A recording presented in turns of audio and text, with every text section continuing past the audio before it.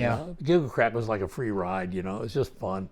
Now, you probably got exposed to it first in training? Yeah. Or, Yep. So what was it like for you? What did you do? Well, when we went through it, there had been no sand buildup whatsoever. It was just all plateau rock, and then all the mussels that had grown down into the gorge there.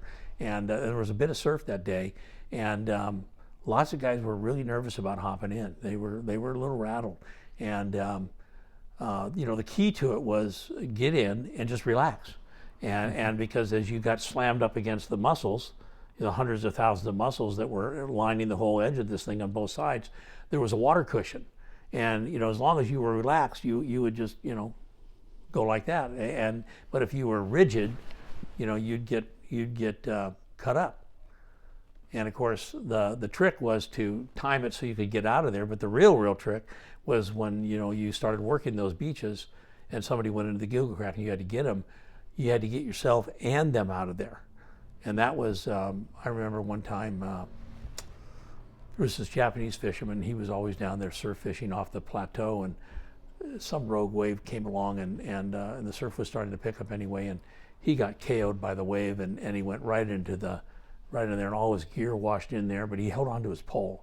So I remember that I threw the phone because I was sitting in 32 and headed that way and jumped in right away.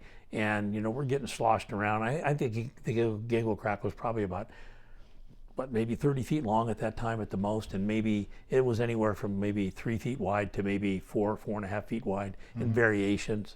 And this guy wouldn't let go of the pole, and so he couldn't hang on to the buoy.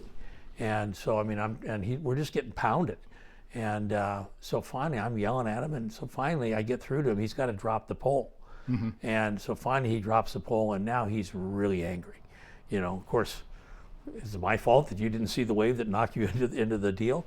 But so eventually I was able to swim him out of there just about the time that I remember it was Steve Chorak, he was a lieutenant, and Jeff Calvert, who was a guy that in training, he was my victim in the run, swim, run, where you pull him out of the water. And he actually, to go off on a tangent, he actually was the one that taught me a lot about communications, because he worked communications a lot in '68 and '69.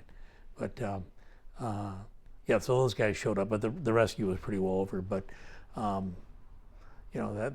remember that one. I had several other rescues in the Giggle Crack, but I remember that one probably because I had to yell at this guy so much, to drop the. Anyone who worked up there has their own story of the Giggle Crack. Yeah.